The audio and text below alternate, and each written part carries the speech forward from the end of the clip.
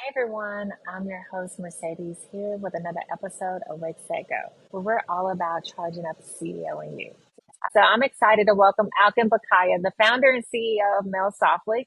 It's an AI-powered email marketing platform, and I'm not sure how many users do you have so far on Mailsoftly. If you want to share, that's a number that you've been keeping track of.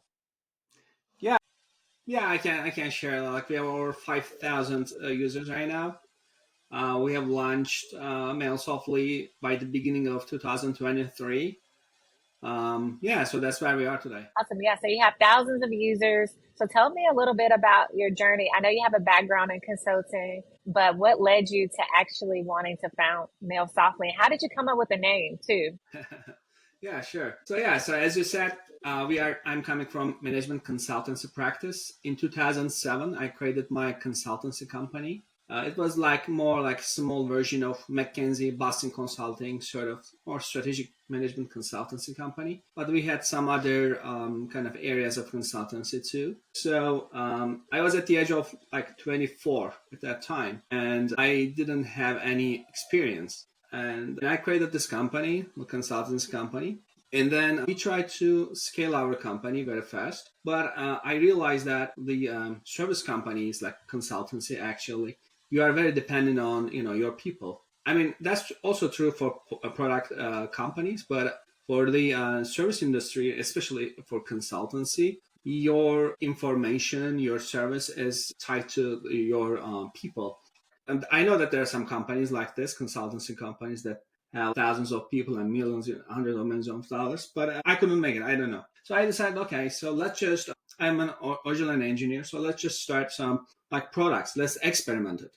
Because in our consultancy, we were saying to our clients that you got to distinguish yourself from market, you got to just be innovative, etc., etc. So I'm always like comparing the advice that I give to my original company. So let's just start doing these activities, creating some like software products. Let's build on top of our management consultancy experience.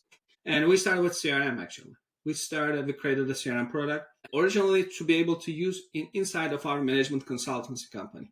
So we had already one customer, which was our company. And we started thinking like this, okay, let's just build stuff that will fit to our management consultancy company, and we will figure it out after that to just spin off those products. So we started with CRM products, product management tools like HR software, etc. So we created an all-in-one management software, but different modules. So we created this as an engineer. You thought that okay, so let's build an infrastructure kind of flexible enough so that when we see another market opportunity, so there's a big all-in-one management software, but there are these modules like CRM, project management, HR, and email marketing was also like one of them. So we also created an email marketing tool, and before that we used to pay like Mailchimp, Constant Contact. Actually, we used them, we paid them.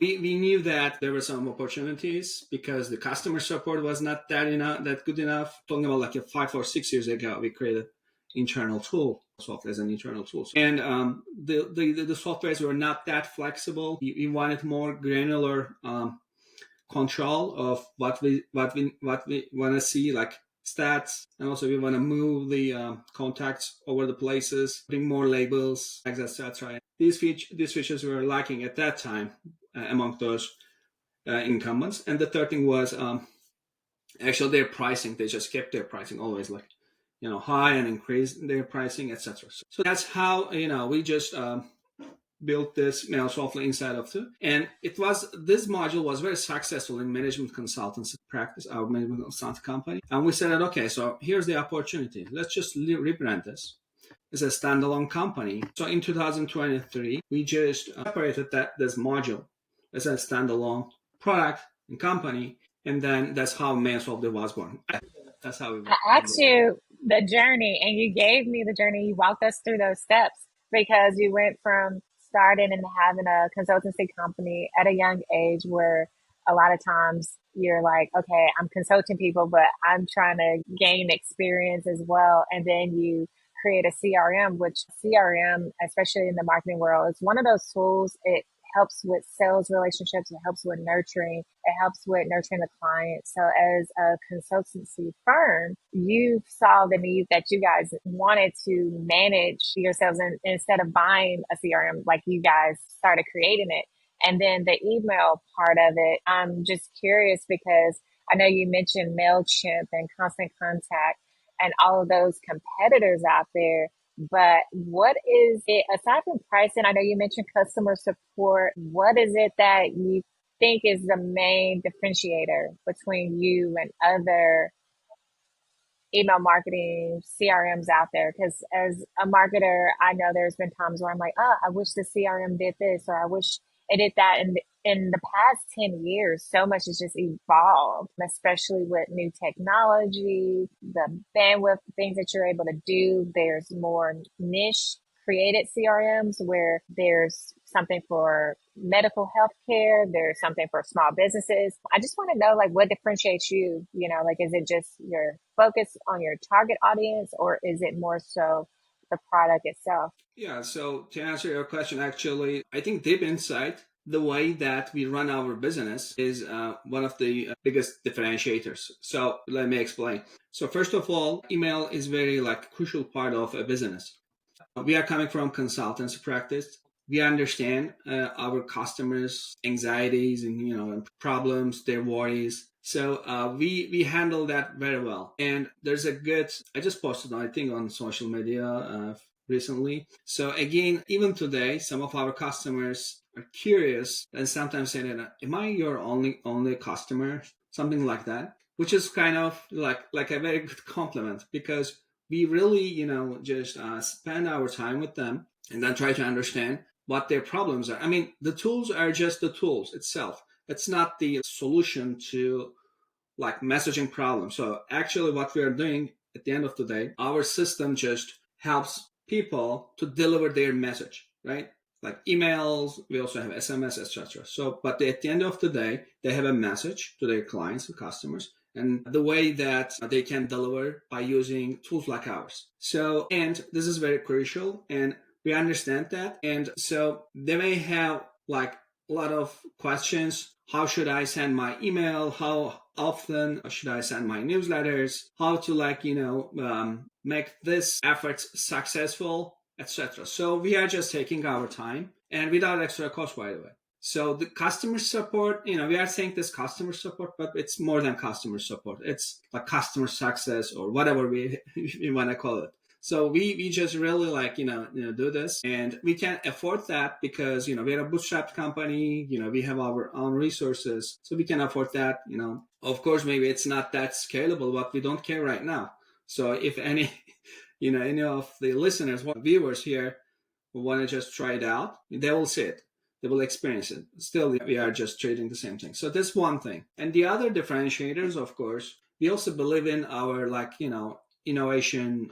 We are bringing a lot of innovation to the industry. That's what I believe. By innovation, let me give you concrete examples. So for instance, we have like email marketing, SMS, but we also have automation. And with automation, actually, people are able to use this automation as a standalone, I don't know, more like a Zapier way of automating stuff. I like Zapier. So just plugging into other applications. We also have a native Zapier integration. We also give our webhooks and APIs. We are very open, so people can plug our software to whatever software out there they want to just implement or integrate. So this gives a very flexible way of using platform, not just as an email marketing, but also an automation or integration platform. So when you look at other players out there, they seem to have certain segments, for instance, small businesses or more e-commerce type of segments they may have. Ours are more maybe more general. I know that this is against advice. Everyone says that, okay, we got to focus. But our focus is more being flexible, being more like an intermediary solution, maybe not just for email and SMS, but also for automation, integration, etc. So we are just in that sense, we are very flexible. Whenever someone requests us something, if it fits to our vision and our way of thinking, we just implement it in maybe days. We are very fast in that sense. So the differentiator, so of course, as I mentioned, we have like pricing differentiation, we have customer support differentiation, and we have this flexibility differentiation. So those are three main things. But other than that, I just wanted to add this like way of doing business, product with human touch. And I can of see course, that. so we're also bringing a lot of AI stuff. And yeah, so that's how we compare with other incumbents out there. It's good that you mentioned the human touch because that's even how we were able to get connected because it's not too often that you see CEOs and founders that are actually about connecting and communicating with people that are in the space. And I think that is what also sets you apart, like you said, with the innovation, because you're not only just waiting for something to happen, you're listening in to what other people are saying they need, what they want. You're figuring out how to automate it because that makes life so much easier as a business owner or as a marketer that's just trying to get the message out and also set up those campaigns. I see where users can do landing pages and there's so many other features too as well. And I'm going to share the website link, no worries. So everybody out there is going to be able to try it as well. I've already started getting in the mix behind it and I'm just still finding new things that I could possibly do with Mailsoftly as well. So I know you mentioned that it's not necessarily that there was that problem because again, there's so many CRMs out there. There's so many email marketing out there. How did you just take it from an idea to execution? Because I think that's the hardest part as an entrepreneur when you hear so much and people are already like, this already exists. Why do this? So what do you think looking back helped you to actually want to or motivated you to want to execute and just build this CRM, this company, and just really believe in it? Yeah, great question. So of course, Mailsoftly is not our first product. So before that, we also spinned off some other softwares, like in the name of like Corvisio, ProSoftly, and there are some other attempts. So in consultancy, you are selling your services, which customers don't have any experience before. So the reason why they buy is, of course, references, you have like testimonials. So I was trying to transition from like selling services to like product, and it's totally different. So the first tool that we created was this all-in-one business software, okay? Because it's working in our company, management consults company. Who else is like our company, like other consultancy services, other like marketing agencies? Let's try to sell them because it will fit to them. Because we also have client portals. We were managing our consultancy projects, everything through our system. So when we started doing this, I realized that it's really complicated to sell an all-in-one like software because it's a very big transition to just all the operations, everything to be run on your system. You got to really convince people, or people should already be convinced, looking for this type of solution and come to you. And a lot of different like clients have different priorities, of course, when you have a big bunch of like this all-in-one software. So it was really hard to sell. And then one of my friends, they're running another company, a very successful company, but they just focus on one thing, one simple thing. And with that, they were able to build a very good, successful business, like thousands of users, etc. So I realized that, okay, I think we should also try to do that. So rather than selling this all-in-one thing, let's just pick one thing, very easy to understand. People will not say, for instance, we were selling OKRs. What is OKR? Objectives and key results. So this is like HR stuff. Even the acronym is not self-explanatory. So when we try okay, we are just doing email marketing. Of course, everyone knows.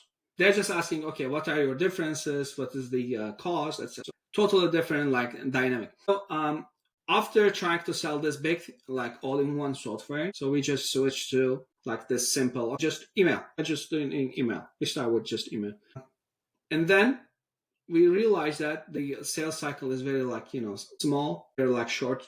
Of course, maybe it was obvious, but when you just tried stuff and fail, and then you try stuff and it just we were able to sell email marketing very fast compared to other platforms, other products that we were trying to sell. So that just give us a hint. So that's how actually we just double down. We already knew that, the market is like, like crowded and so, but every market is crowded, I think, when you look at it. So if you think that you're going to be the first to like be in the market, I mean, come on, it's not. So you may think like that when you go and you just search, you will see like, tens of, or maybe hundreds of like tools out there. So there's always be like crowded markets. But the thing is actually how to differentiate yourself. What is your difference and bringing value? Of course, by just evaluating the competitor environment. So you evaluate your like, competitors,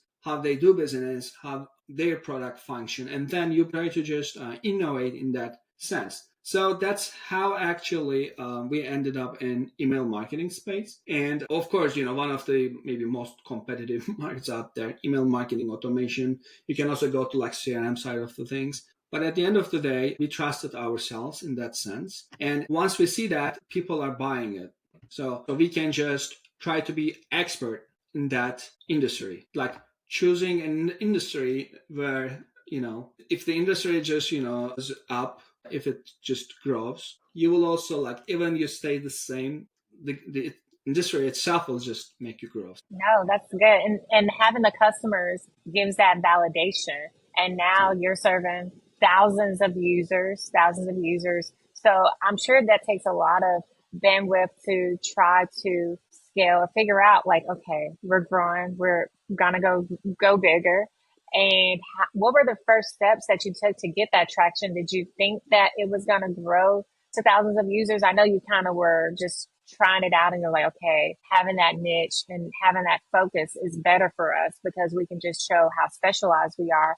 But I feel also, aside from just executing being hard, getting the traction and getting your name and the word out there, were you doing a lot of referrals or was it just doing any kind of specific campaigns to just say, hey, I'm out here? Or were there any kind of articles that you were put in that helped you get the buzz going? Like, how did you reach that number of users? Yeah, so of course we started from our existing customers in consultancy. So we just, showed them, look, so there's this software that we created, product that we created, and we just said that, okay, we think that it's going to be useful for you. Of course, not huge sales from that, but again, decent, like some validation occurred. And then we started like traditional marketing. You set up your website in a very professional way, and then you start creating blog posts, traditional boring stuff, to be honest, like social media, cold outreach. We also tried cold outreach,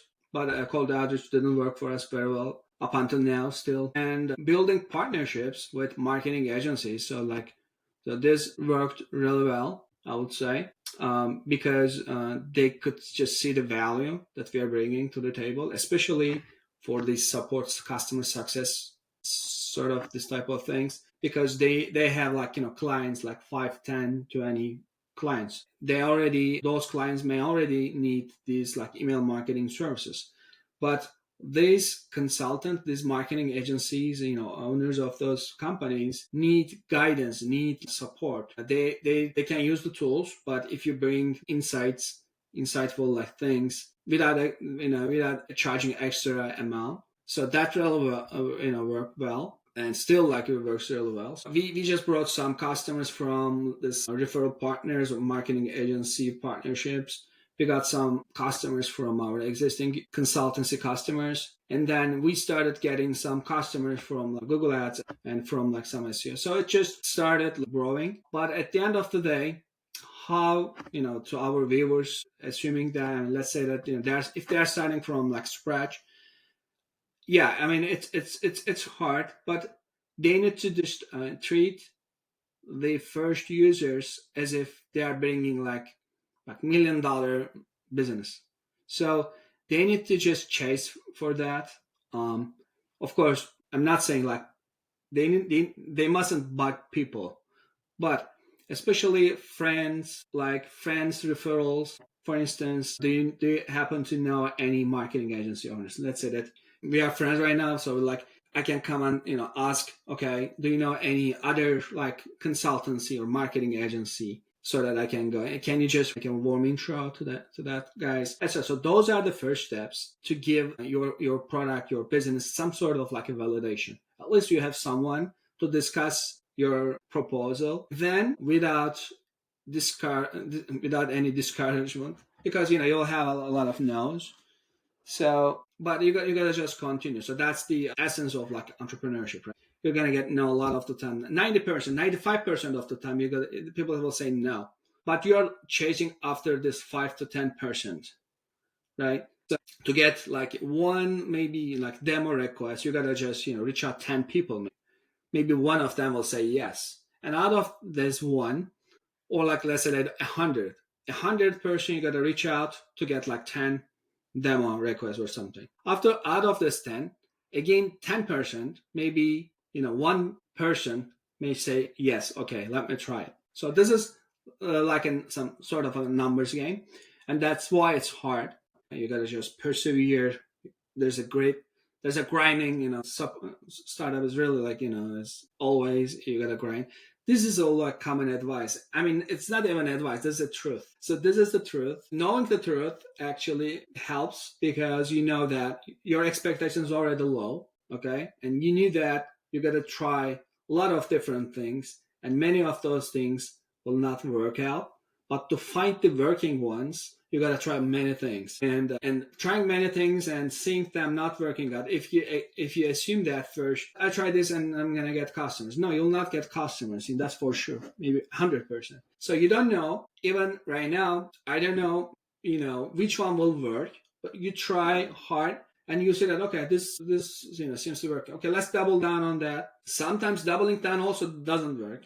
So there's a lot of like uncertainty happening. Luckily, many of the things will not work. But again, you gotta try, and you gotta just find the one that works, and then try to make the math works for you, for your business. Great advice. I mean, that's so helpful, because I know as founders, or just as I like to think myself as like a visionary, someone that comes up with ideas and someone that has tried different things. It is helpful once you find out what works. And like you said, it's great to just kind of treat those first few customers as $1 million customers, and sometimes those slow growth or tough markets can be a part of that process. So what other advice do you have just on navigating the rejection of telling people about like your product or business, and how did you personally stay motivated while you were building and going through all this? Yeah. So okay. So being motivated is, of course, you gotta just get some inspiration from many places. Watching podcasts, watching people that became successful, they tell the same stories all over the place. So that's one thing. And reading books and podcasts, this definitely helps, especially if you are having a bad day, like many rejections happened at the same day, let's say. You can just I think when I come home, I watch some, for instance, Steve Jobs fighting of like from Apple and just funding this next computer. So you can see this guy at the age of like I think 30s, in his 30s or 40s, I'm not sure. But you see that after being very successful at the top of the world, right now he's struggling to just creating a new company and trying to just figure out the things. So when you see this, so it happens to many people, many successful people. So you are not alone, and psychological resilience, or not maybe resilience, but overcoming psychological barriers is the most important things, I think, one of the most important things in entrepreneurship. Because it's all about like, these rejections, these no's, or this crappiness, right? So you are creating something and you are competing with billion-dollar of companies. So how you can do that? And there's of course going to be some bugs in your system.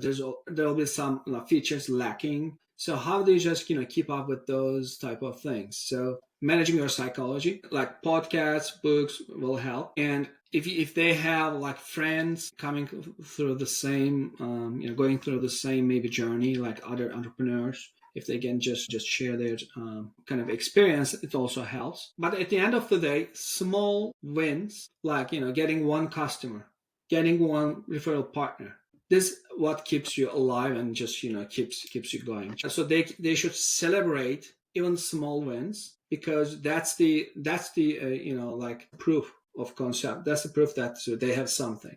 More of those examples. I definitely agree. Now, I know we see you, you're the face, you're the CEO of Mailsoftly, but tell me a little bit about the team. I know it was a consulting group. So like, how do you find the team that's going to help you build the next product? Or does it just come to you? Or how do you decide when to bring in people or how to pick the right people that you know are going to be a part of it? We recruited the fresh graduates. And some of them also didn't know, how to write software, even though they're graduated from like computer software. But anyways, so like we started from scratch, educating them. Okay, this is how we do run things. Some of them continued, some of them left, but the ones that stayed with us still like runs our development department. So how did I choose them? It's interesting. If we are just hiring for our software development team, we are sending just one challenge to new applicants. This new challenge says that okay, just with a video, we say that okay, just create a block system, and we give them like 2 or 3 days, whatever. So, but it's like a recipe, okay? So if they follow this video step by step, they will be able to do it. And of course, many of them don't do it, but the ones that they do show us, okay, they say yes to something that's not certain. And it also shows that their commitment, okay? So this is how we do the software development side. And the other ones, like our UI, UX designers and our other marketing people. So with UI, UX, of course, we look for, first of all, personality. And if their work is also good, then that's done. Once we have some people, we ask them, okay, do you know your friends and stuff? So we are trying those type of things so that, the culture stays similar, hopefully. So yeah, so these are the hiring processes and how we ended up with our team. Nice, nice, nice. Now, I know AI is a touchy subject because a lot of people feel like AI is taking over jobs. I've seen in some of the demos and workshops that you've done how you have an AI powered chat feature on Mailsoftly where you could tell the chat, who is not a human person, it's an AI person, to create an email template or create something for you. And I know it has helped your platform just become even more robust, and I'm sure users love it. But what role has AI played in shaping your platform and helping you compete? I know there's a lot of learned behavior that happens, and I'm curious also what is going to help you continue to stand apart from the chat GPTs out there. So if they give you a specific type of question related to email marketing, they're able to get that answer more clearly, or just kind of tell me a little bit about how that works, that concept. Sure. Yeah. So AI is actually bringing new excitement, of course. And the way that AI is helping Mailsoftly users is all your email data, all your campaign data is already there. Your contacts, if they collect your previous campaigns, if they open emails. So, compared to like a ChatGPT version of experience, of course, ChatGPT can give you like email templates or like email suggestions, which you can use, which you should still use them. But inside Mailsoftly, so for instance, a subject line recommendation, it's already there. You don't need to go to like ChatGPT again. You don't need to type it. So it just gives a more intuitive approach. We just kind of implement this AI naturally to the necessary parts of the platform where you don't need to go back and forth. You can just ask the AI agent there. So that's one thing. And the other thing is, as I said, so the data is already there, and data is dynamic, right? So new opens, new clicks, and then with that data, it can just kind of advise more, give more accurate suggestions. So that's how it's different from like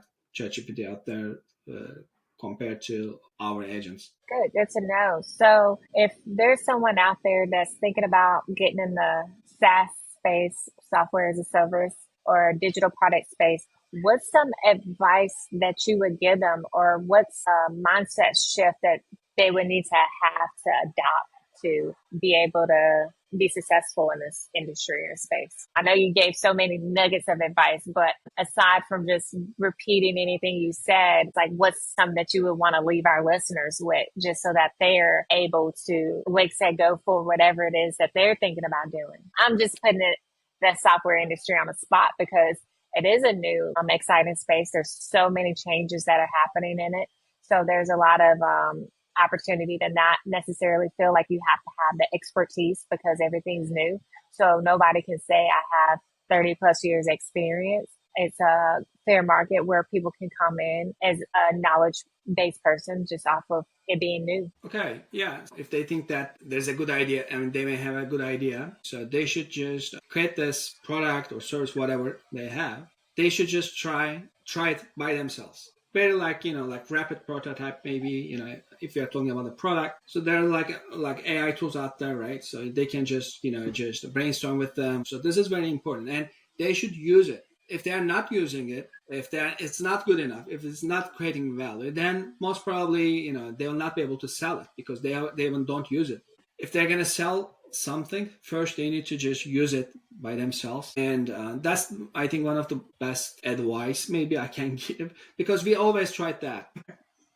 This is something I think is very, very, very important. I should be like, first try in my website, I should be like successful. And from those successful activities, I should just say that, look, so this is the proof that, I achieved that, I achieved this. And I can just, replicate this success for your company. Same thing with products, same thing with service. And also like another second thing, maybe they should at least, ask like friends or any colleagues out there. They should also say that, okay, look, I'm going to just build this, or this is what I built, like prototype. What do you think? So this feedback, would you use it? So this feedback actually will give them some starting or reference point. That's the thing that I can give as an advice for the new startups out there. I think it's great advice, just even for people that are already in their industry, in their space, because something you said, just constantly stay innovating, stay figuring out how to be better and how to improve.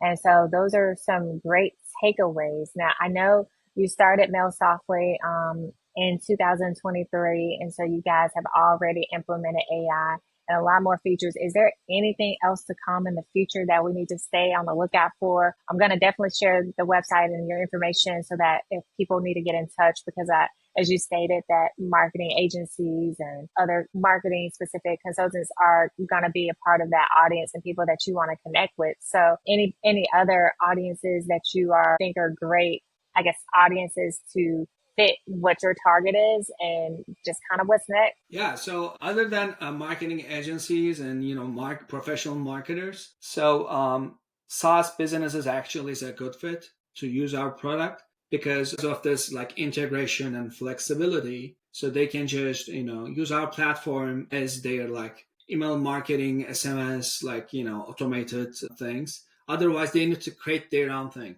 So they should use something, and then since we are already like we are a SaaS company, we are using inside of our SaaS company, and also we are also selling it in the system. So yeah, SaaS industry is one thing, and yeah, and for medium and large enterprises also started using our platform, and we are trying to really be automated contract management of people. So let's say that you're sending like emails, receiving emails, you have other like forms everywhere. What we are trying to do is actually, it's what is called a system of records. So like your contacts can always flow into Mailsoftly. You don't need to just send emails, but a contact management platform, you will know that an automated segmentation. Okay, this came from my like forms. This came from my Gmail interactions. These was the ones that, we just had some meetings. We are trying to make this everything automated, integrated, so that at the end of the day, all of us, all of the companies try to build, grow their audience. And the audience is actually the people that haven't interacted us yet, but the ones that have interacted with should be somewhere and in just one system. So that's what we are trying to do. And with AI, with integrations with other like new innovative things, yeah, it's we're gonna announce some good features like email parsers and stuff. So it's just yeah, it's on the way. So this is the vision. And after that, the system of trackers, and after that, we have means to just reach out to those audiences like email, SMS, WhatsApp is on the way, and other social media channels, and also app push, web push notifications. So you will also have that means. So like audience out there constantly growing, and you will have the tools to reach out to them segmented. So that's what we are trying to just always innovate on. And yeah, new features are on the way. Yeah, that's all. It's exciting. No, I'm a big advocate for just if I could just use this one software and it can help me see the lead journey and where users are, where they came from, that's going to be able to tell a story that I need when I'm telling the client, look, we need to invest more into these web pages or doing more advertisement here because we're actually getting leads and things are resonating with that audience. So Alkan, thank you so much for your time today. And thanks again to our listeners out there for tuning in to Wake Set Go.